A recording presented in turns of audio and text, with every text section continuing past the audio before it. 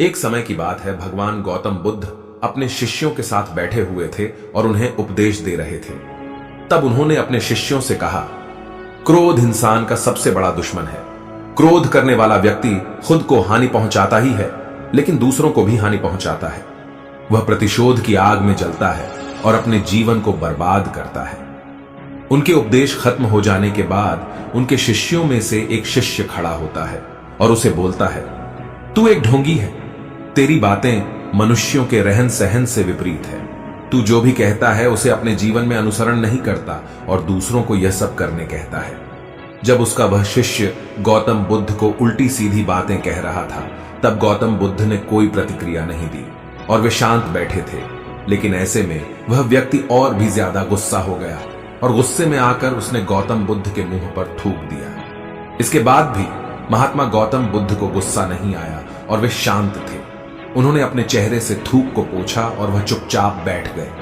यह सब देखकर उस शिष्य को समझ नहीं आया कि वह क्या करेगा। गुस्से में आकर वह उस जगह को छोड़कर चला गया और अगले दिन अपने घर पहुंचा। जैसे ही वह अपने घर पहुंचा, तब तक उसका दिमाग शांत हो चुका था। दिमाग के शांत होते ही उसे इस बात का एहसास हुआ कि उसने कितनी बड़ी गलती की है।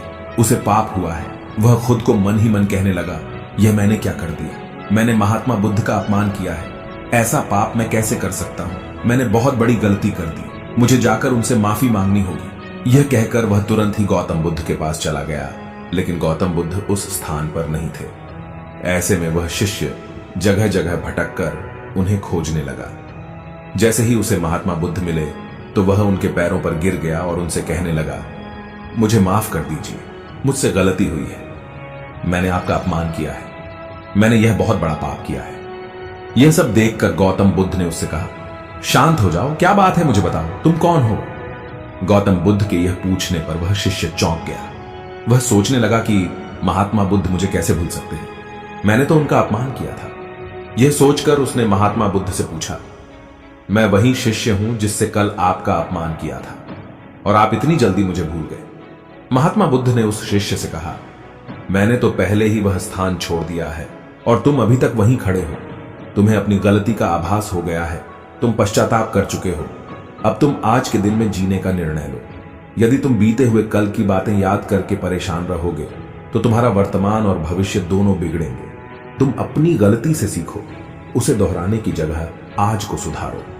हमें कल की बातों को कल में ही रखकर आगे चलना चाहिए। वह अच्छा हो या बुरा, उसके बारे में बार बार विचार नहीं करना चाहिए। मैं बीती हुई बातों को पीछे छोड़कर आगे चलता हूं और ऐसा ही हम सबको भी करना चाहिए।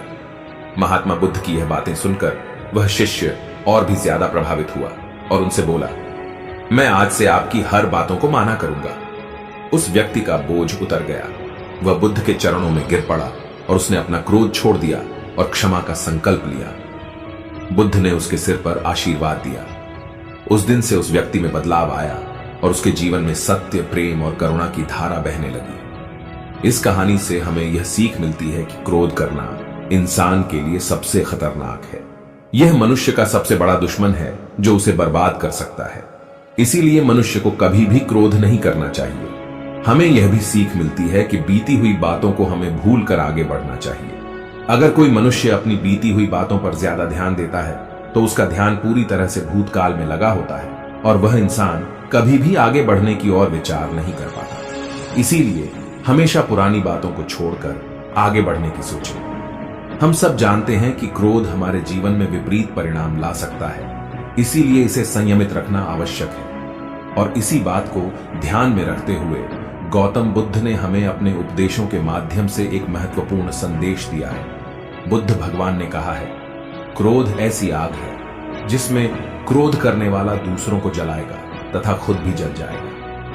यह बात हमें समझनी चाहिए कि क्रोध हमें नुकसान पहुंचाने के अलावा खुद को भी हानि पहुंचा सकता है। जब हम क्रोध में होते हैं, हम निरंतर तनाव में रहते हैं, मन अस्थिर होता है और हमारी निर्णय लेने की क्षमता प्रभावित हो जाती है। क्रोध हमारे रिश्तों को भी नुकसान पहुंचा सकता है। जब हम क्रोध में होते हैं तो हम गुस्से में अपने पास वाले लोगों से बदले की भावना रखते हैं और उनसे अन्यायपूर्ण व्यवहार कर सकते हैं।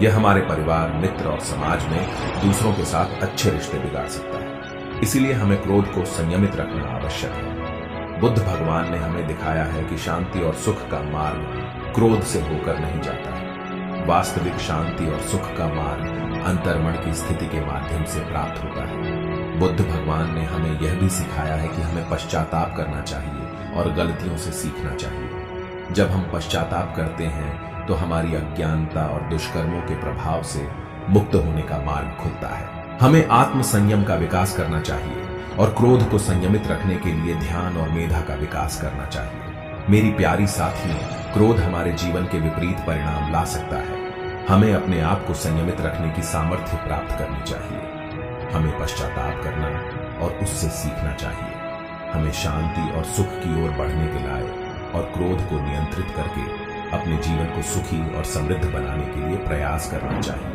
गुस्सा करके हम अपने सामने होने वाली चीजों को सिर्फ एक तरह की नजर से देखते हैं और कई बार ऐसा व्यवहार हमें वो चीजों और नजरियों से दूर रखता है जो कठिनाइयों का सामना करने में सबसे जरूरी होते हैं। यदि आप ऐसी और मजेदार कहानियों और संदेशों को और सुनना चाहते हैं तो हमें सब्सक्राइब करें। नमो बुद्धाय। आपका स्वागत है इस चैनल में।